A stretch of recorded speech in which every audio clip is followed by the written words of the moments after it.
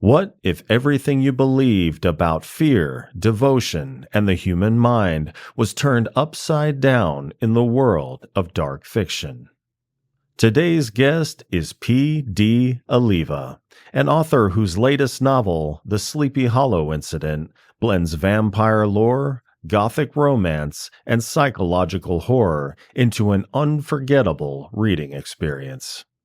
PD brings a background as a therapist to his writing, using real-life insight into trauma and ritual to craft chilling, multidimensional characters. His work explores portals, mythology, and the raw intensity of the human condition, inspired by genre legends from Washington Irving to Hannibal Lecter. This is the Dark Mind Podcast. If you enjoy the show, consider supporting it by subscribing to my Patreon for exclusive daily blog posts and weekly book and film reviews. Head over to patreon.com/The Dark Mind Podcast and become a citizen of the darkness. You can also support the show for free by subscribing to my YouTube channel. Your support helps keep the dark conversation alive. So without further ado, I give you PD Alleva.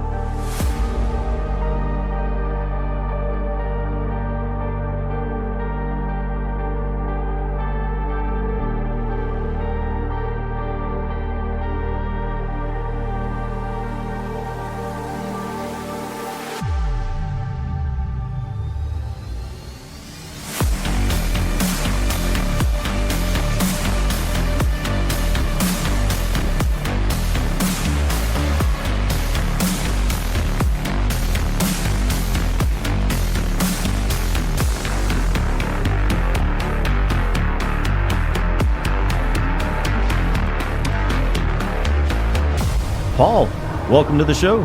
Thank you for having me, my man. How are you? I am good. Thank you for joining me on this 17th day of November 2025. I was thrilled when you reached out about your latest novel, The Sleepy Hollow Incident, Book 1.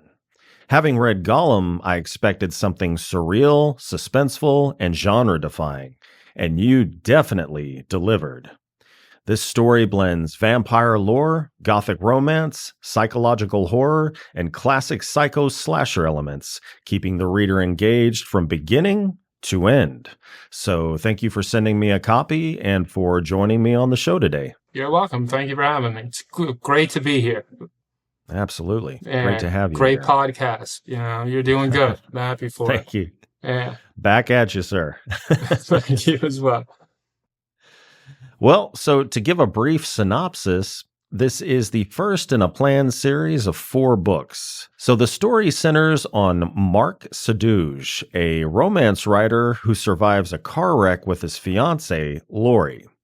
Mark escapes with only a massive scar on his face, but Lori is left on life support with little hope for recovery. Desperate to save her, Mark strikes a deal with the enigmatic Man in Black, trading his soul for Lori's life. And that's where the story truly takes off. So in Sleepy Hollow, you set a very American legend against raw supernatural forces. What did you want to challenge about the original folklore? Understood. Actually, no challenge with the original folklore. What I wanted to do is pay homage to Washington Irving's great story. So within the novel, it's not about the Headless Horseman, right? It's completely its own lore. However, as you go through the novel, what you will find is that Washington Irving has a central part in the backstory, right? And through that backstory, he kind of mentions the legend of Sleepy Hollow, right? So the Headless Horseman is in there, but only through his own mind when he's referencing creating his story. But I grew up in Westchester County. I've been to Washington Irving's house considerable amount of times. Last time I was there, I think it was about 10 years ago with my little ones. I even wrote a reimagining of the legend of Sleepy Hollow called Knickerbocker in one of my books called Twisted Tales of Deceit. So I love the original lore. It's like so deeply embedded in me. I wanted to pay homage to it. And I lived in Sleepy Hollow, so this story had to take place in that. It's such a gothic vibe in Sleepy Hollow, and it's so, just classic in its lore with the Headless Horseman, and has that eerie vibe to it. So I wanted to bring that eerie vibe into the story, but wanted to just pay homage to Washington Irving himself by including him in the story and not really messing with anything within his own story.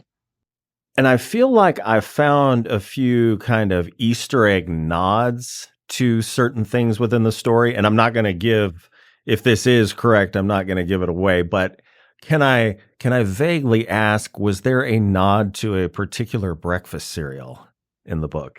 A particular breakfast cereal in the book? Yeah. Ooh, no, I don't think so.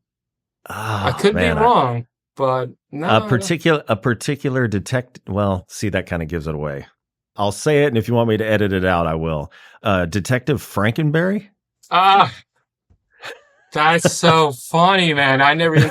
No, Frankenberry is actually a friend of mine who became a cop. His last name is Frankenberry. No kidding. That is so funny, though. There is a breakfast cereal called Frankenberry, right? That there is, 100%. Yeah, okay. That's classic. I never even put that together. But you're right. There are Easter eggs to Nosferatu, right? There's Easter eggs to Frankenstein's monster in there as well, right? So I love classic literature, and especially those two novels are probably two of my all-time favorites. Frankenstein definitely being my favorite of all time. And then Dracula's within there too.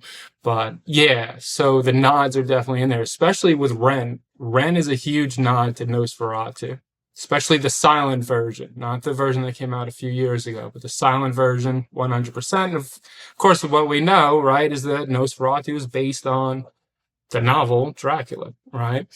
What's funny is I wish that when the new movie was created, right? So the way I see it, Nosferatu, the silent film, was based on Dracula, but he couldn't do the whole story, right?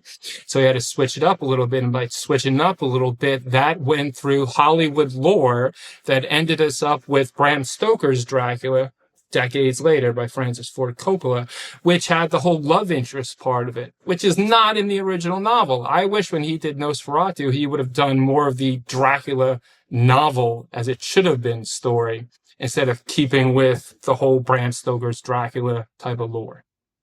Gotcha. Thought it would have been a much better movie. Yeah, and definitely from the look, I get Nosferatu, but what's funny is Jerry's more of the Renfield archetype, but yet the guy that resembles Nosferatu's name is Ren. Correct. And then Then you find out what his last name is. Have you gotten to that part yet? No, I haven't gotten to that part yet. Gotcha. You'll get to it very soon. Should we give it away? It's a spoiler. I will tell you. You actually find out. You'll find out soon if you haven't already. Right, because it's in part 2. Leave it for me in the audience. All right, that's fine. That's fine. Because I love Ren's last name, which Ren was a character that came out completely organically. Let me give you a little bit of background about this story. I first wrote this story in the late 90s as a screenplay. All right. Couple years later, I wrote it as a complete novel. All right.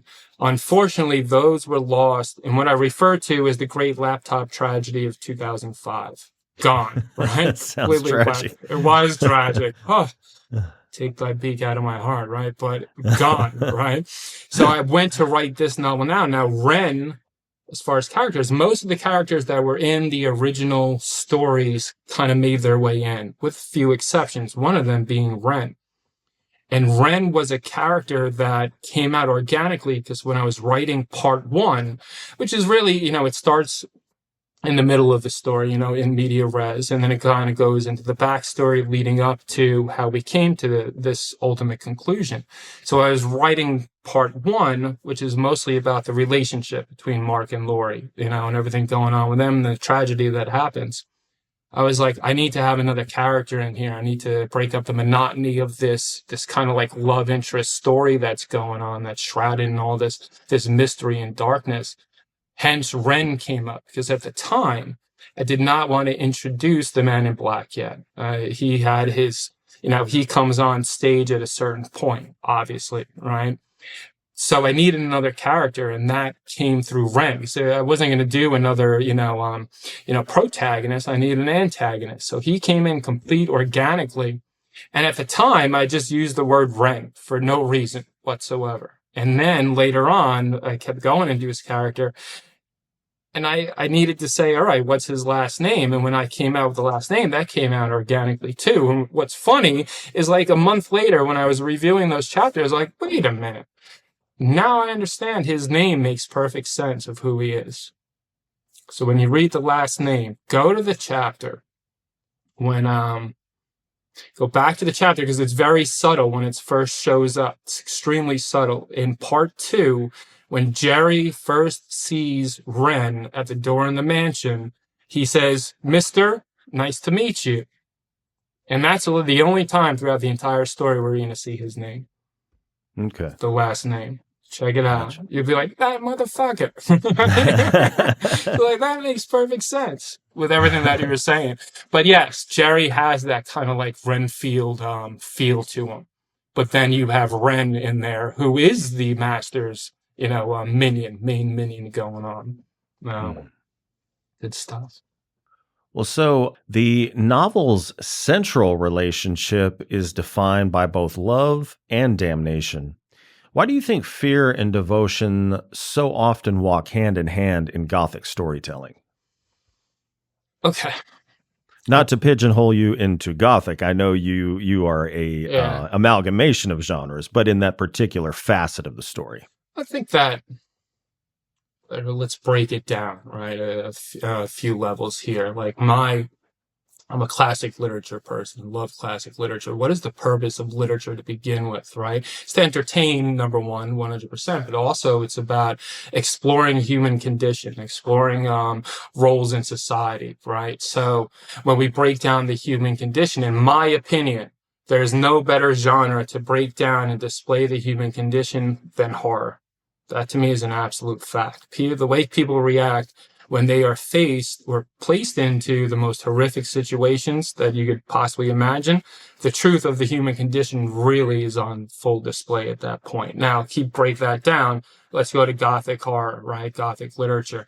Gothic literature is an exploration of the intense emotions that are going on in relation to those horrific experiences, right? That's putting the display of the human condition out there, right? So Gothic horror, what better way to do that than through fear and devotion, or say fear and love. Devotion is love as well. Those are the two primary emotions that human beings are experiencing. Every emotion is just a thread of that, right? Just an offshoot of those two emotions. So when exploring the human condition, Gothic storytelling really just encapsulates the human condition in all its splendor and horror. To me, the best. Nice. Well, the novel's supernatural horrors layer onto real psychological wounds. Which came first for you in the writing? The desire to scare or to interrogate? To scare first. Here's the thing. We're so, as horror readers, horror writers, we love the movies, right? What's the main thing that I hear a lot of readers say? I'm desensitized, right? I haven't been scared in a long time. And you know what? I share that sentiment because I haven't been scared in a very long time, except for when I watch the news. That's a different story, right? Completely different, right? But reading something, to me, I'm like, okay, how do I scare the shit out of a reader who has been completely desensitized, right? So that's definitely when I'm writing a novel, I want to scare that person. I want to at least send some chills up the spine where they're like, "Ooh, I remember what that feels like," type of thing, right? So the intent is always at first to scare. How I do that? Well, that interrogation is definitely a part of that, and I love interrogation. Not interrogation, but I am a therapist, so I do love, talking to people and, coming up with their, what's under the layers of what you're dealing with at this point, what are the horrors that are under there. Interrogation is a great way of doing that. Yeah, I mean, interrogation, I know it's got a negative connotation to it, but I mean, it basically, I don't know what the actual verbatim definition is of it, but it doesn't necessarily have a negative connotation. Like, I am a paramedic, and they refer to it as interrogating a patient when we're trying to get to the root of what's going on. Gotcha. Interesting. So, but yeah, going back to what you said about people feeling they've been desensitized, what's happened to me is, I've read in cinema, I'm watching Gaspar Noé and Julia Ducournau and all this kind of like really ultra violent stuff. Same in books. I've really gotten into splatterpunk. So I've, in a sense, become kind of desensitized. So what's really viscerally getting me these days, it's kind of like a reversion back to when I first started reading horror, is the creep factor. Yeah. And one thing that really did viscerally creep me out was that scene when Ren is at the door. When Jerry walks around, Gotcha. He's like, is he here? And he looks around. His interaction with Ren at the door just really creeped me out. So that's what affects me these days, is the creep factor. I agree 100%. I love that. I love that part too, because he's looking up at the sun. He's like, "Is this guy a vampire? He looks exactly like a vampire, but the sun's out, so I'm okay." And then things go a little bit hairy for him, but I love the chills, right? So yeah, let's bring it out, And to me, with that is in the best way that I love to present it, right? Especially in all my novels, is anticipation, right? I always, I don't know, this is probably somebody said this as well, but I always remember from a Steven Seagal movie called Hard to Kill. Whatever. Right? Fantastic movie. I had to beg my dad to let me watch that. He let me watch it without my mother's knowledge one day. Oh, that's too funny, right? So I saw it in the theater, and he says at the end to the main guy he's going after, he says, "Anticipation of death is worse than death itself." Right? That to me is like, all right, so take that and put that into a story. You're like, first of all, you show the reader what's going to happen through a previous story. Every time that same thing or a version of it is about to take place, what's happening, right? The reader knows that it's coming. That anticipation builds. And a lot of the way I love to do that too is by initiating and highlighting the senses. Right? What are they hearing? Right? The little creeps that come about, right? All of a sudden you're in a dark basement and you see a foot on the stairs, right? Like, what the hell is that? And then all of a sudden it's a creep that happens, a little bit away, right? It's you're choked back in your throat. Holy cow, your breath got taken away. And then all of a sudden they start walking down and you hear these creeps and, the heart starts pumping, like within the character. Use those senses. And then all of a sudden a distraction happens and you come back and the killer's like right there in front of you, right? Readers love it. I love it. I'm a reader. That's what I like to see. So that's, as a writer, I love putting that in there. It's that anticipation of what's happening, is that creep factor. It sends those chills up the spine. Yeah. When Ren's in the psych hospital. Yeah.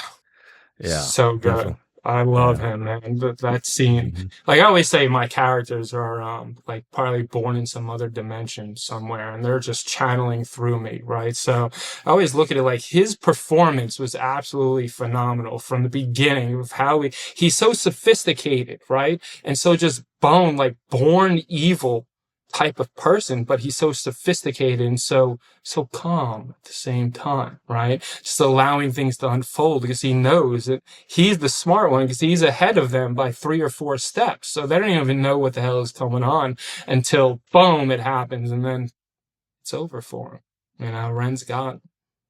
Yeah, Ren has so many different elements to him. Like you get vampire, but you also get kind of a Hannibal Lecter vibe. Just very refined, but dangerous as hell. Hannibal Lecter to me is one of the quintessentially probably the greatest villain ever written. It's just phenomenal, right? There's 3 that are always influencing me and my villains, right? Hannibal Lecter is definitely number 1. After that, Lestat, Vampire Lestat. I love the Vampire Lestat because he's like the same. He's got that intelligence, but they're cerebral. They're cerebral assassins. They're manipulative. They're cunning. They're always a few steps ahead. And the third one that I love is the Joker. Oh yeah. Yeah. Just absolutely, like, it's chaotic, it's anarchic, right? And they absolutely love it. And they're always just setting the protagonist up for the next fall. Always 10 steps ahead. Those three characters are who I really pen my villains around in some form or fashion. And oftentimes, all three of those people, too. Mm-hmm. Let me see. I have to refresh my memory. Who am I spacing on that played the very nihilistic form of the Joker? He's Heath dead Ledger. now. Heath Ledger. Yeah. Yeah. And then, so, I mean, when it comes to the movies, I love every iteration of the Joker. I love Jack Nicholson because it's fucking Jack Nicholson. Yeah, Right? so He good. just played it crazy.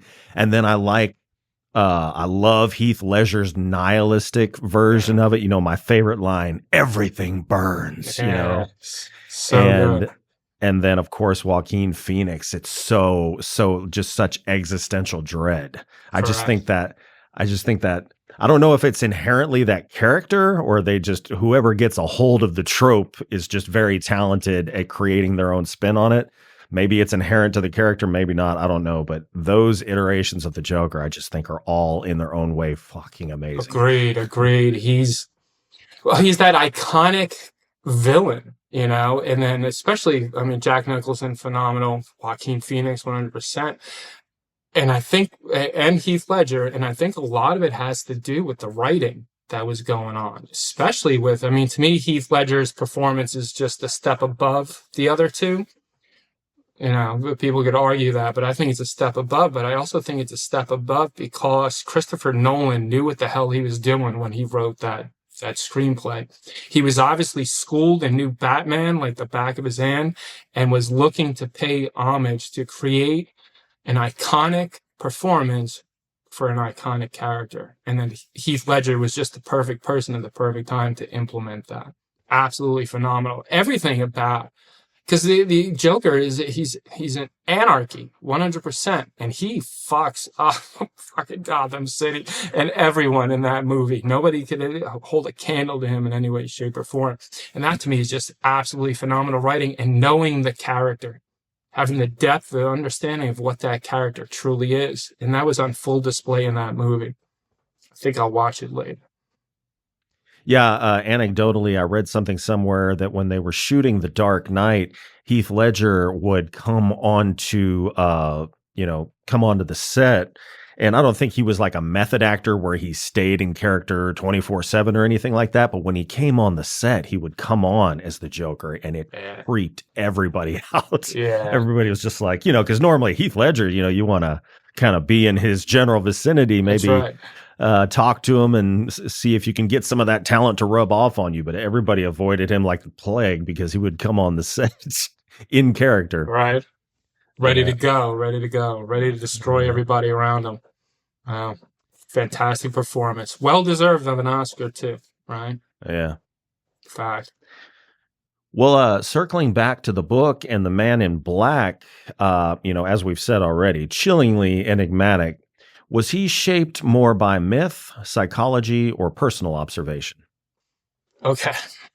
Definitely first by myth, right? So what's funny is his name is in there. You will learn his name, what his demon name actually is throughout the story, but it's very hinted to, and there's a reason for that, right? So when remember, I've written this story before, right? So back in the 2000s, maybe 2001, I was working at a airport in the control room, right?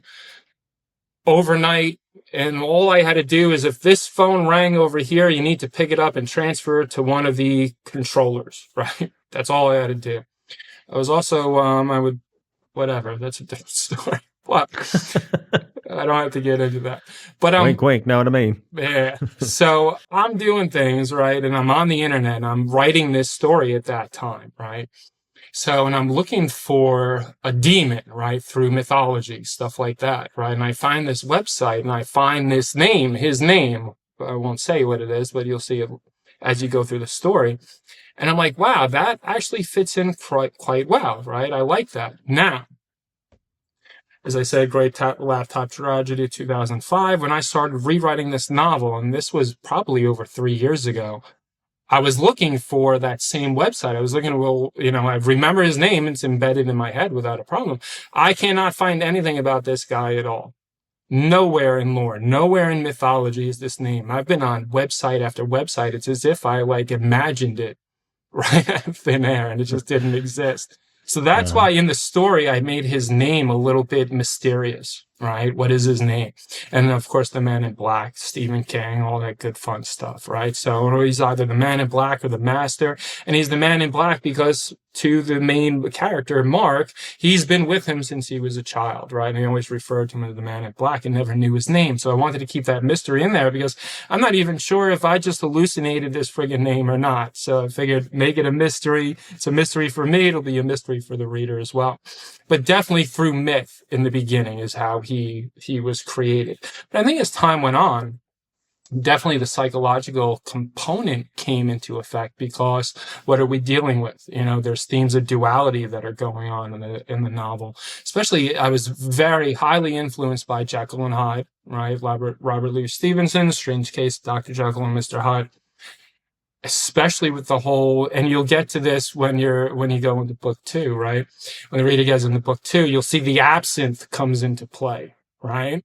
So the absinthe is, you'll see it's the demon's transformation liquid, right? So, and that comes heavily from Dr. Jekyll and Mr. Hyde, but that theme of duality, is this a demon, right? Or is this just the dark side of a very troubled soul, a very troubled mind?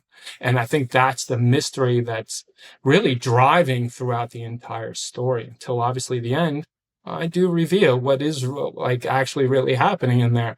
But I like that mystery of, is it in the mind or is it not in the mind?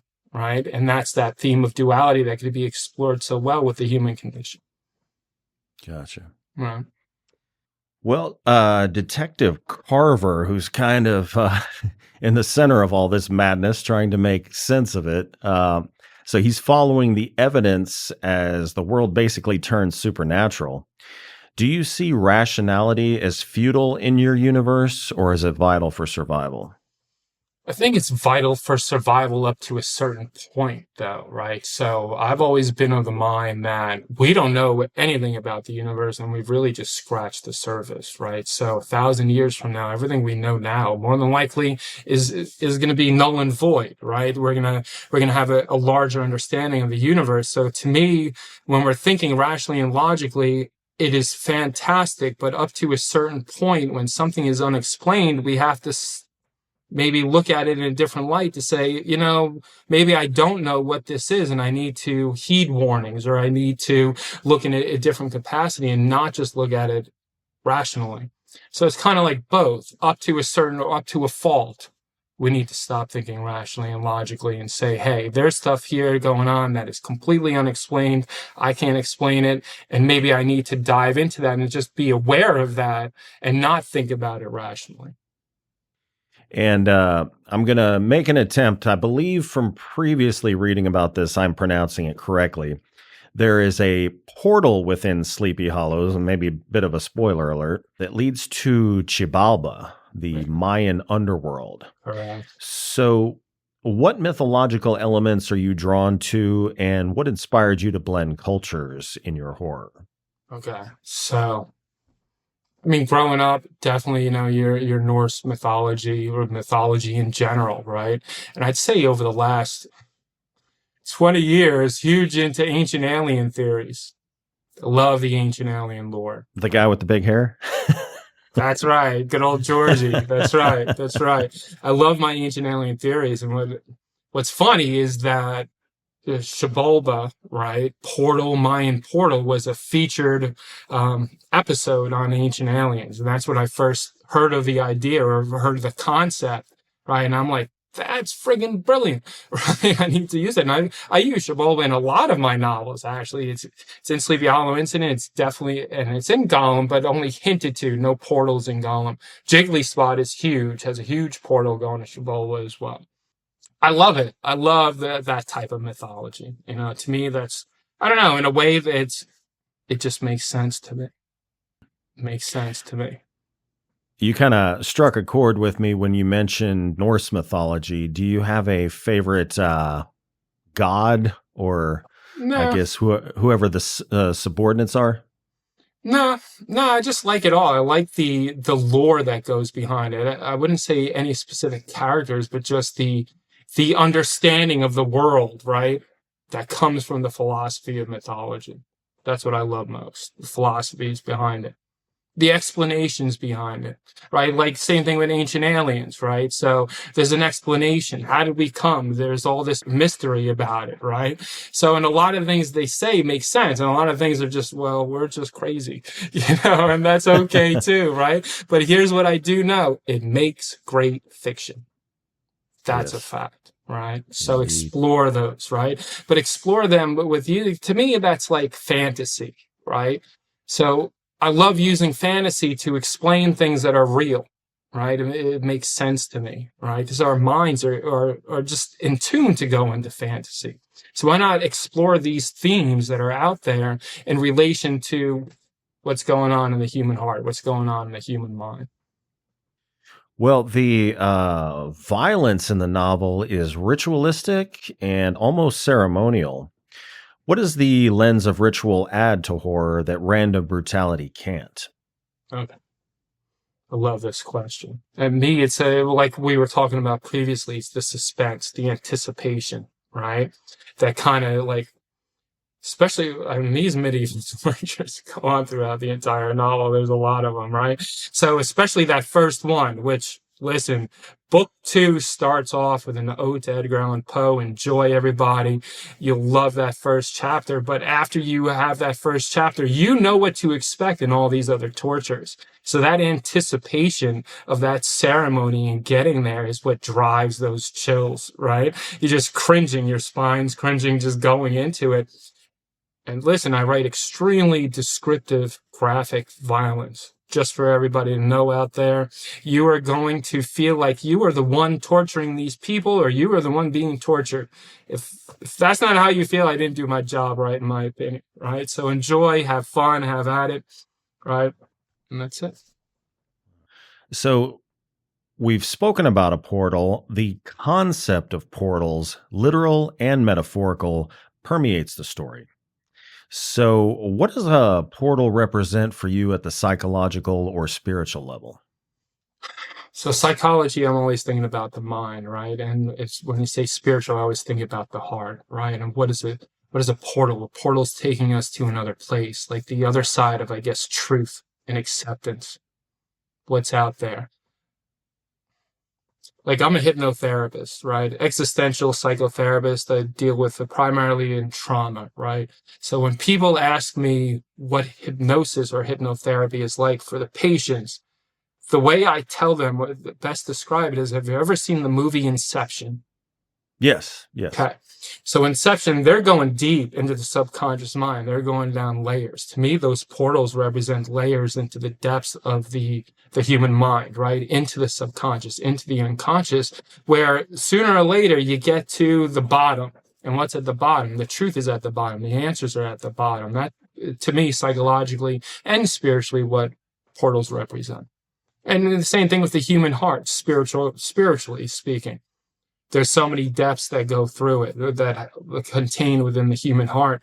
And the more you go through those portals and the more you go through that adversity, you sooner or later find the truth hidden at the surface. At least to me, that's what it means. Yeah, I mean, I guess like either the Jungian model or the Freudian model of the mind. This, what is that? About three levels apiece. Maybe Jung has four, so not quite as much. But you're speaking more of I mean, levels and levels. levels and levels. Keep going down Right. those levels, and you get to the truth. You get to the core understanding of what is going on. But yes, completely agreed. Completely agreed. When you it's like peeling off layers of an onion. Sooner or later, you're going to get to the center, and what's in that center, right? What are you looking at? What's the driving force behind everything you're doing? And that kind of lends to existential therapy as well, where And NLP is a kind of NLP stands for neuro linguistic programming, right? And that's the core beliefs, how our beliefs are created in the mind. But if you keep shedding those layers, you're finding at the end where this belief system has been created from. What's the experience that belief system has been created from? Once you understand that, you can change it. You can change anything, right? We're not fixed just because every human being is programmed. That is a 100% fact, right? We're programmed from a very early age, from the time we first pop out of the friggin' womb. We're being programmed by our parents, our loved ones, people who raise us, society, teachers. Just go down the list. Everything we see is a programming, and it creates our belief systems. Sometimes those belief systems are good belief systems, and sometimes they are shitty belief systems, right? But your belief system is the lens in which you view the world, right? So if you have a shitty belief system, well, you're seeing the world as shitty. But here's the thing. The mark of an intelligent man is one who can understand and accept the concept without truly believing in it. When you're aware that, hey, we're all programmed, and maybe I need to look at my own belief system and kind of challenge it, well, you could do that, and that's where everlasting change comes on. It's when people get stuck in this recycling pattern of energy. Everything in the universe is a recycling pattern of energy. If you have this same mentality and same belief system over and over again, you look around in your life and all you're getting is shit. Well, maybe you should change something about your life, right? There's ways of doing that. You could change internal belief systems without a doubt by choosing to take on new experiences, which then give you new emotions and new outlook on life. Yeah, it's much easier to lean into an existing framework because it's less work on your part. You don't have to think for yourself. And then when you think for yourself, you're still kind of dragging these I forget which comedian it was, but he referred to them as his believies, his little beliefs that he wanted to hang on to. And I was kind of doing that, as I approached middle age. And but one thing I discovered, I didn't know there was a name for it, cognitive dissonance, that weird, just like something's not right here. Why do I feel so bad? Holding on to my little believies. They're so soft. Too funny. That's too funny. And he's 100% right about that too. People don't want to give up that belief system, right? Because why? It's comfortable. It's become the world. It's become what you know. I've had patients where, like I said, trauma therapists who say went through physical abuse, right? And a response from physical abuse is your fight or flight response is constantly active. So you're constantly anxious, right? And I've done work with people where it's like magic. The anxiety's gone, but they have no idea what the fuck to do with themselves. It's like they lost a huge part of themselves. They cling on to it because that anxiety over time has become their main defense mechanism. They don't even have to think about it. They're in it all the time, and it helps them to feel secure. As fucked up as that is, but that's as fucked up as the human mind can go. I need this anxiety in order to feel safe. Yeah, I knew of an ER nurse. She was a charge nurse, actually, of the ER, so she was responsible for the chaos. And she, for whatever reason, it was stressing her out. I don't know if it was affecting her health at all, but it was definitely stressing her out. She quit. She didn't quit the hospital. She just transferred into some sort of department where she would be doing transcription, just kind of doing like quality assurance, I guess, maybe looking over charts and stuff like that. Man, she was back I think she lasted 3 months because without the chaos, she got depressed. Yeah, it's crazy, right? Yeah. This is why, I wish that psychology, medical, everything, especially when you have a child, right, would try to teach coping skills in different philosophies other than saying, here's your medication, right? Teach a coping skill. Let's see what we got, right? Let's initiate a bunch of coping skills and see how this person handles it instead of just, here's a pill, solve your problem. Here's a pill, solve your problem. I always say, like I tell my patients all the time, everything you have to heal, human beings are self-healing. You just need to learn the tools in order to self-heal. And no matter what you go through in life, you'll be able to heal from that and move forward without having to take a pill. And I wish society would start going towards that type of healing instead of more more pills, more medications, more pills, more medications. Because what happens is decades later, these people still don't have a freaking coping skill other than taking a pill. And then people don't want to take that pill anymore because of whatever side effects are happening.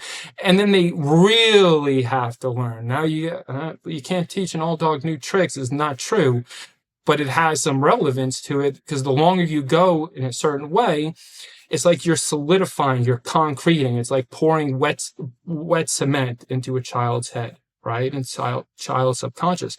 Over time, that cement solidifies. And then what you got to do is as you get older, you got to crack that cement, right? To start breaking it down. If we just start teaching friggin' coping skills at an early age, well, maybe we'll have a different society at the same time. Yeah, it's funny how there is some plasticity to the mind because I'm in recovery and I had to go through two different 12-step programs. The first one was just regular Alcoholics Anonymous. And I had a spiritual experience, what they call of the educational variety. I had to keep trying and failing before finally, oh, okay, I got it. I understand what's going on. But then the next 12-step program I got into, I had what they referred to as the the radical spiritual experience, just, overwhelming.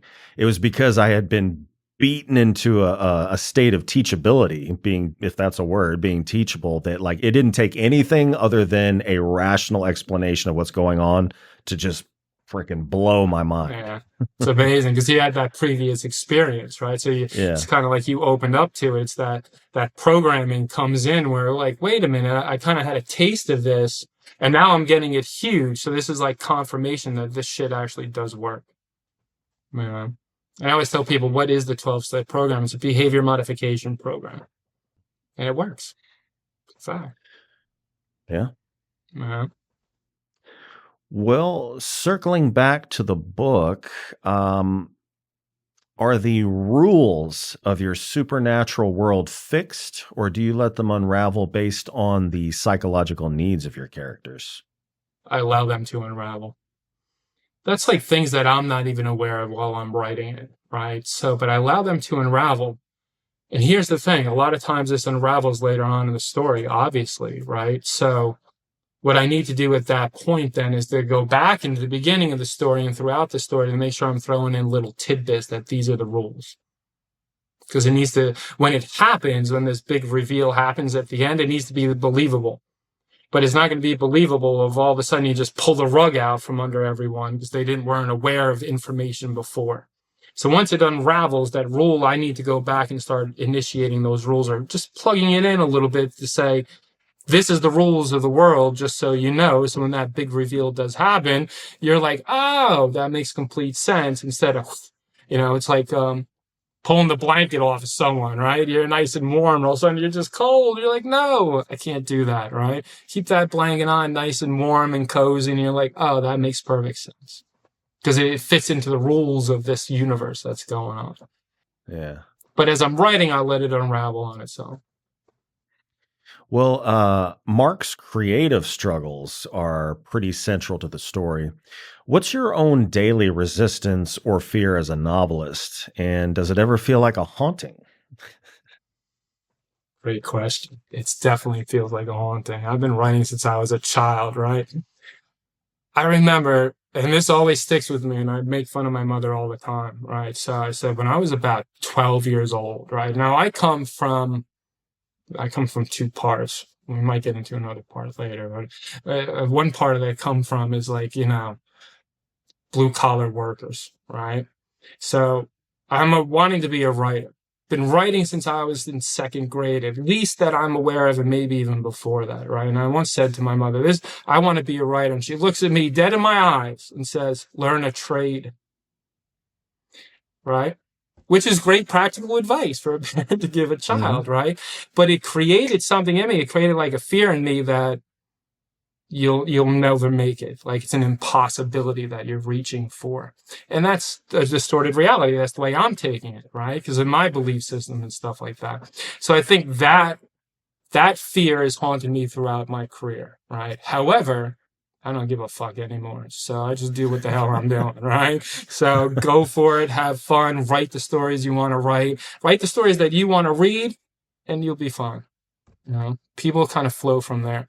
Because if I want to read it, I know there's other people that want to read it. And now that I know, because I have readers who are reading it and enjoying the books, well, if there's a handful of them, then there's 1,000 of them. And there's 1,000 of them, there's 10 million of them. So let's just keep going. Fight for every review, fight for every sale, fight for every reader, every connection. Do what you got to do. Everything else is just bullshit that gets peeled away as time goes on.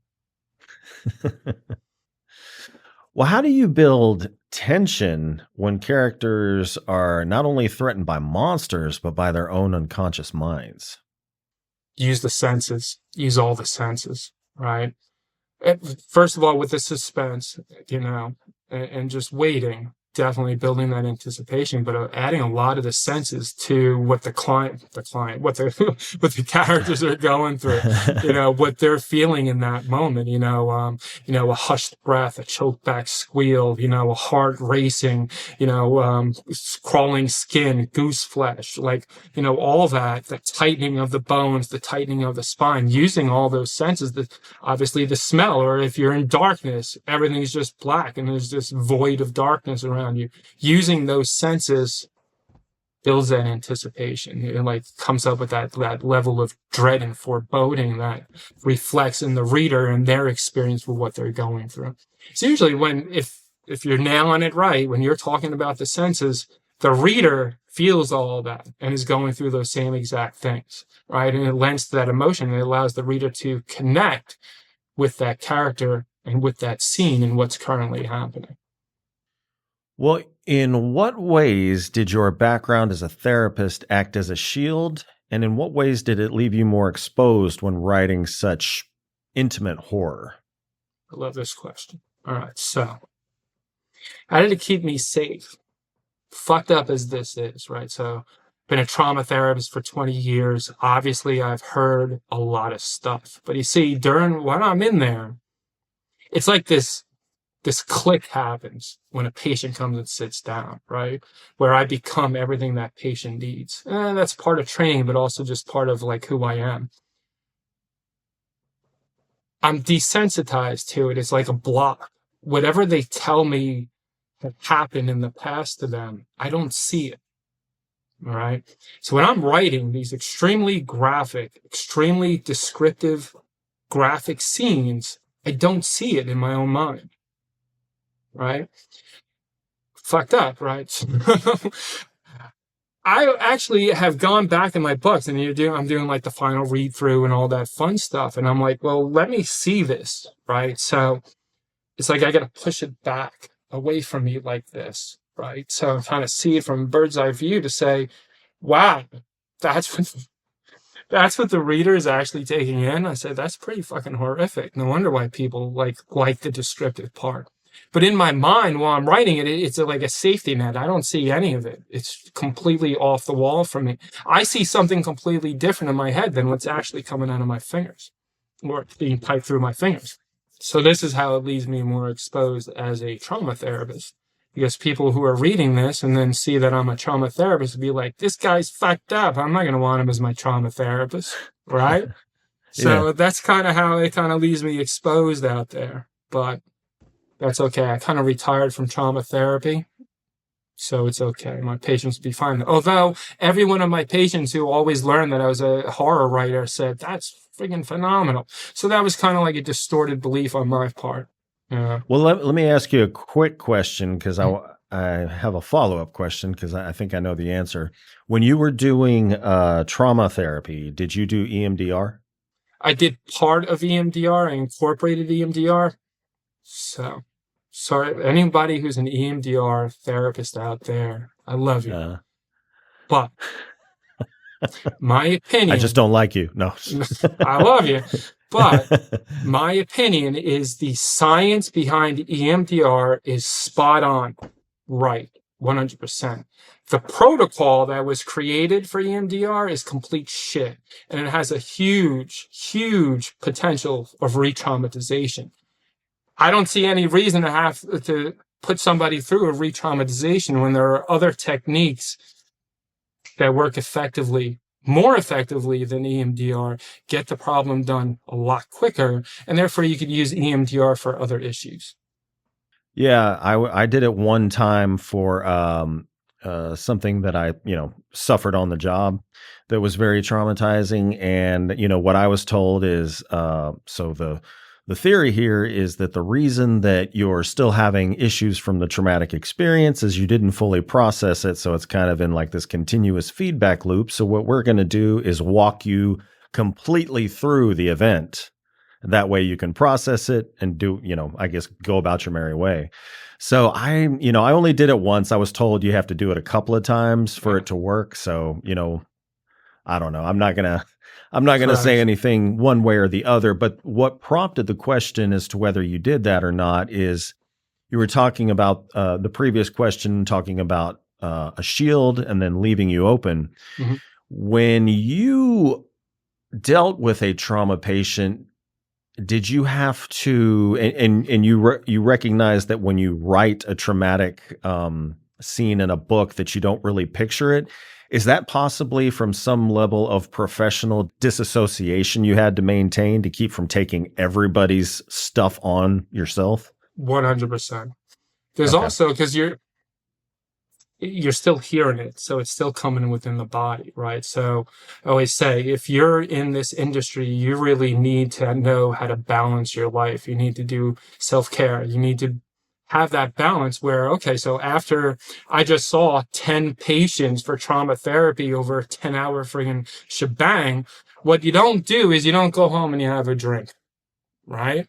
That's not good. You're not doing anything. You need to filter it out. You need to go home, meditate, go for a walk, go to the gym, play some basketball, laugh. You need to filter that negative energy out so you're not carrying it with you.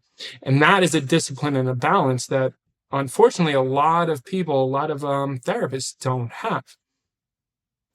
Which is why burnout in our industry is freaking huge. People get burnt out quite easily because they're not balancing themselves. And even if you have that click, which I think a lot of therapists probably do have because they become desensitized, you're still hearing it. Your mind is still hearing it. It's still coming in. So it's still getting into your cells as that negative energy, and you need to filter that out. It's a constant process. So kind of like maybe what I do on the job, like if I have somebody to treat, the protocol, the algorithm is in my head. That's what I'm focused on. I'm treating the patient and treating them to the best of my ability. But when it comes to mom over here screaming and crying, or police officers having to restrain the guy that just beat this person half to death, stuff like that, I'm just disassociating from that. Correct. Because you have to. Yeah.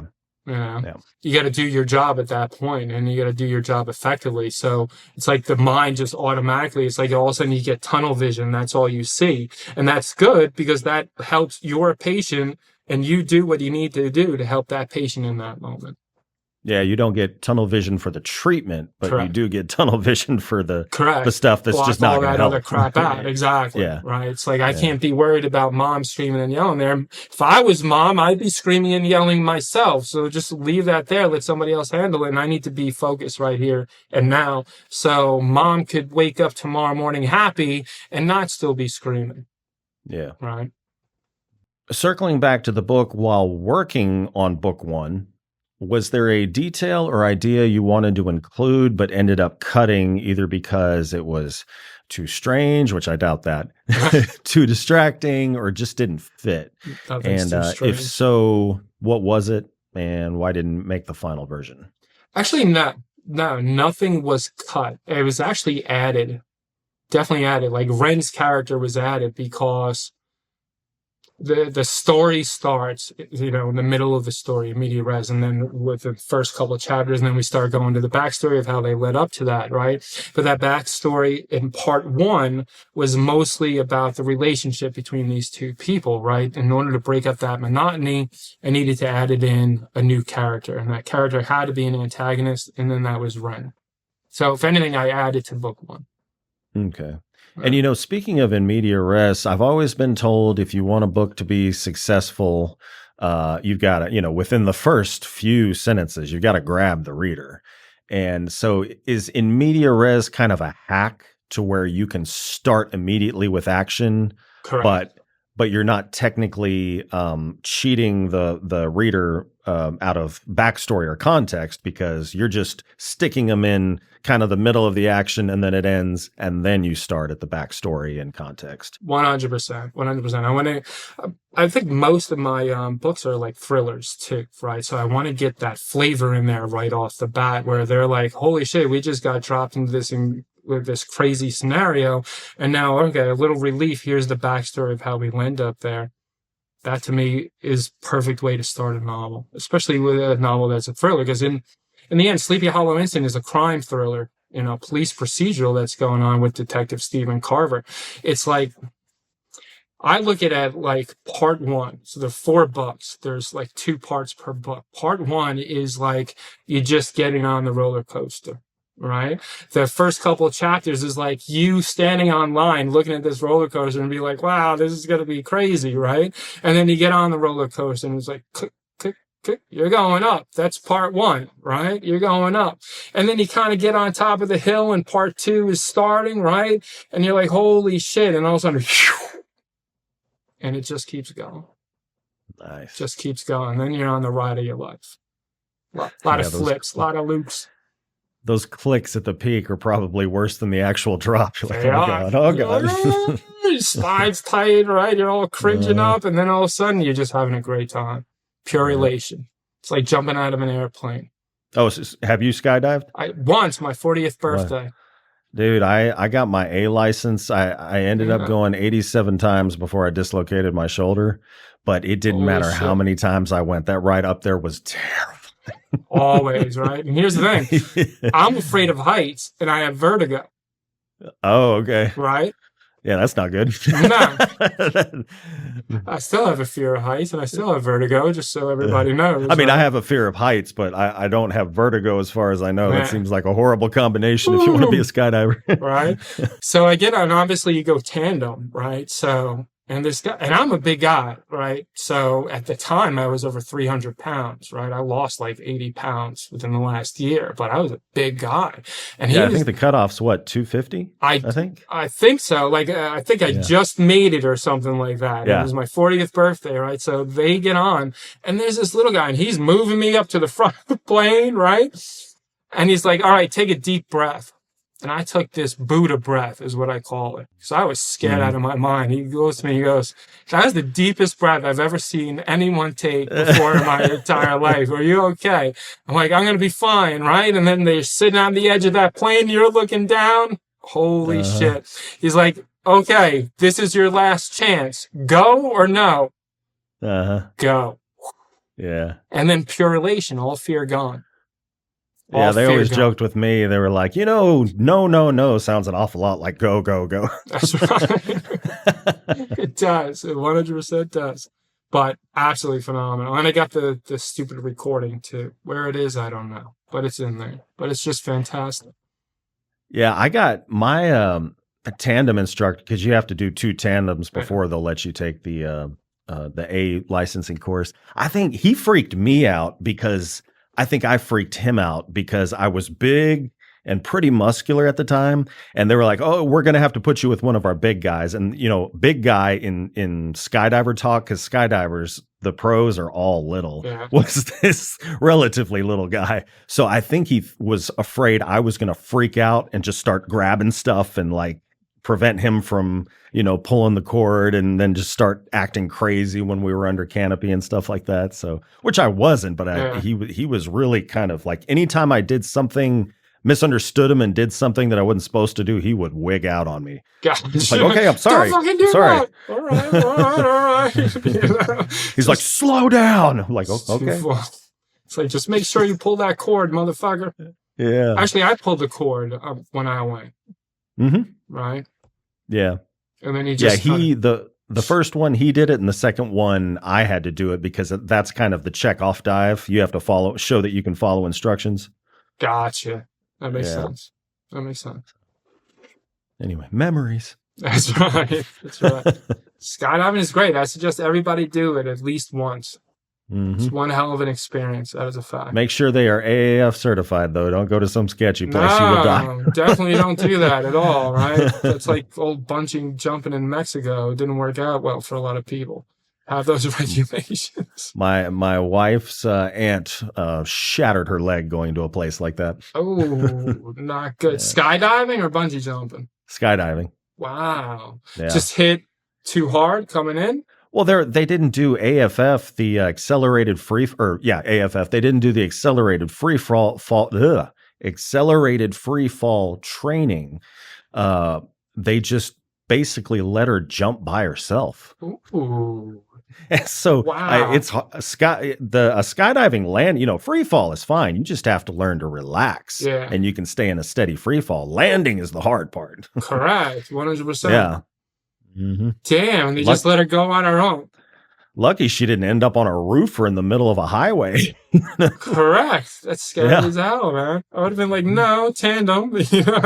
I mean, she got put through some sort of crash course, heavy emphasis on crash, but the 10-minute video. Yeah. Watch this video. You'll be fine. Just watch the video. Mm-hmm. Funny. Well, after decades working in therapy, what's something only fiction lets you say about human suffering or darkness? Okay. Depends on the patient. However, I think that what I'm doing in literature and what the literature allows me to do is talk about how suffering is a part of us and how we can gain strength through suffering, how life happens for us, not to us. All right. Can I say this to my patients? Yes. And pretty much 99% of the time I frequently do, unless I feel that in doing so, it's going to be a detriment to the patient during that time. Right.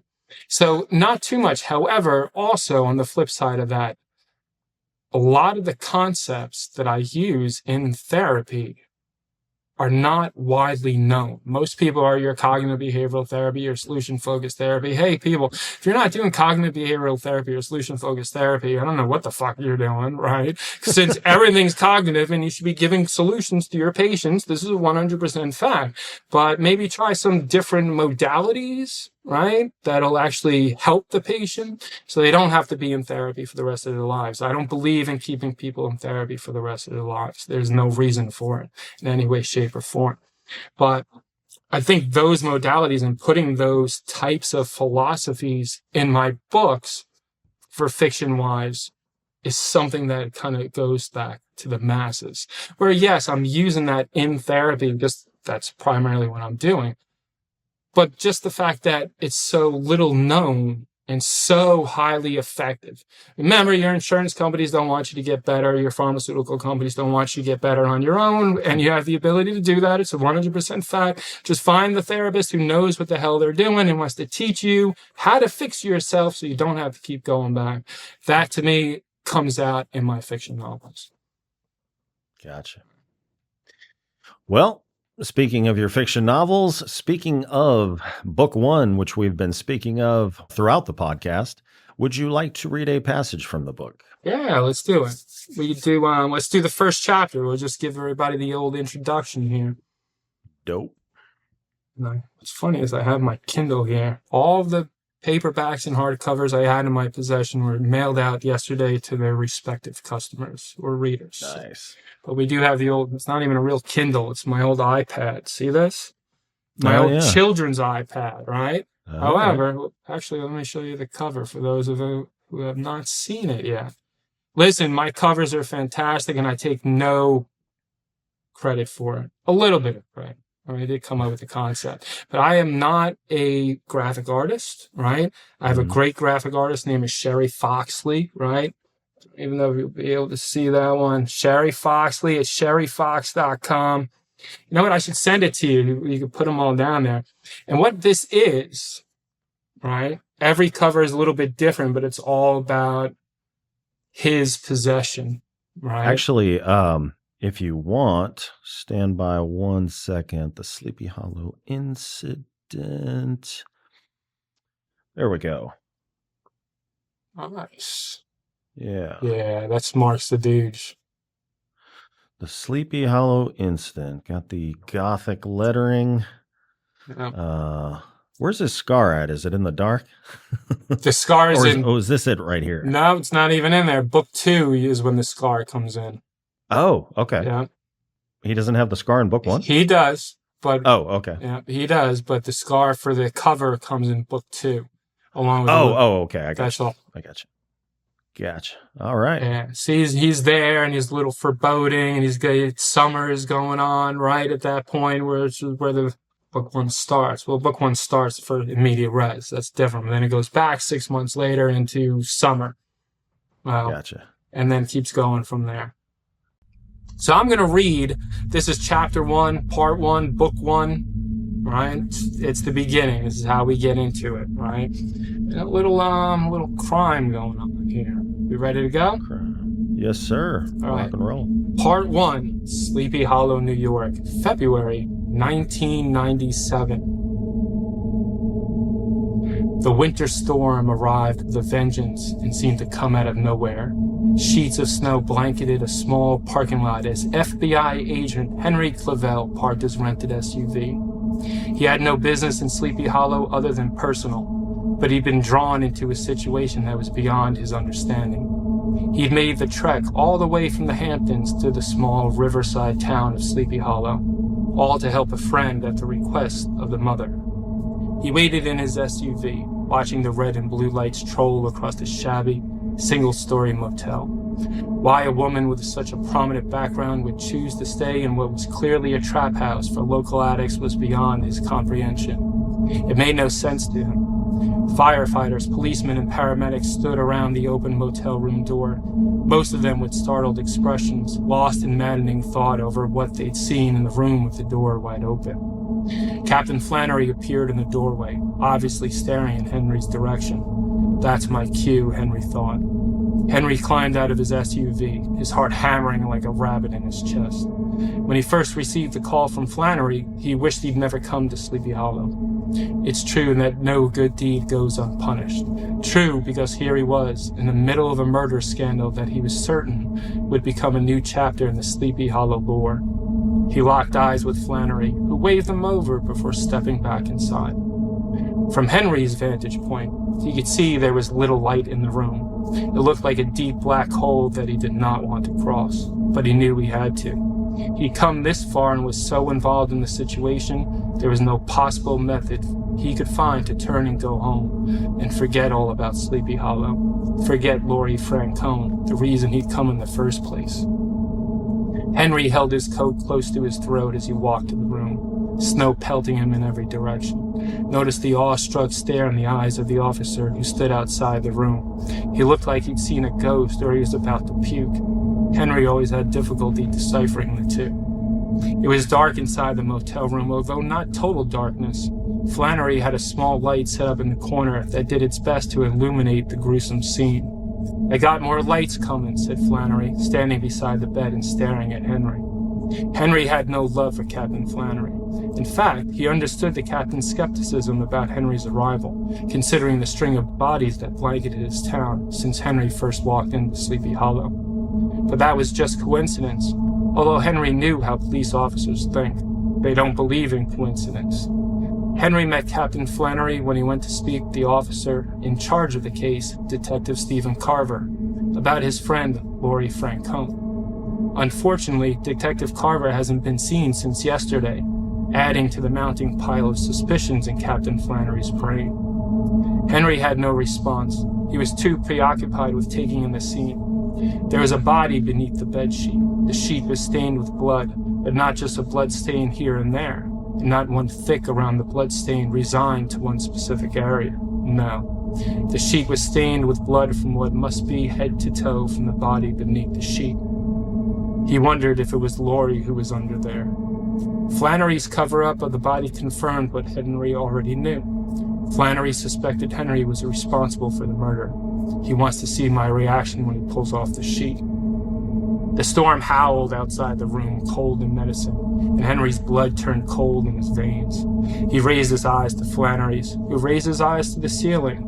Henry followed his gaze. His body twitched inward when he took in the sight above him. The ceiling was painted red with blood, and the blood was moving like a snake across the ceiling, slithering with thick crimson droplets that dripped to the floor.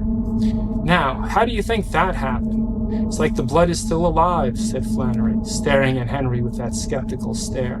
So ready for the big reveal, Henry was certain the man was excited, as if he had caught whoever was responsible. Caught him because to Flannery, the murdering son of a bitch who painted that ceiling red was standing in front of him. But wait, there's more, said Flannery.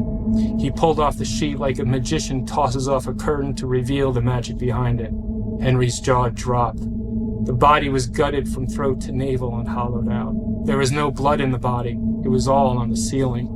And no organs, just an empty, wide-open body. Henry immediately turned away, grinding his jaw when he saw on the dresser, across the room, all the organs that were removed from the body, lined up perfectly and neatly across the top. A pentagram stained the mirror above the dresser, written in blood. Henry noticed one of those blood droplets dripped from the ceiling to the liver sitting center stage. We haven't found the heart, said Flannery. Maybe you can help us locate it. Henry turned to stare to Flannery. He could give a shit about Flannery's skepticism. He didn't do this, and that's all the truth he required. Henry said nothing in response. What could he say anyway?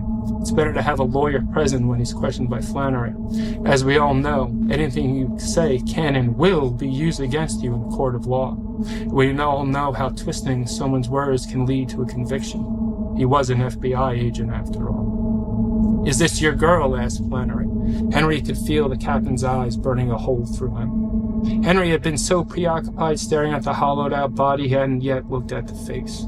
The face that had been battered and beaten to a bloody pulp, destroying all recognizable features.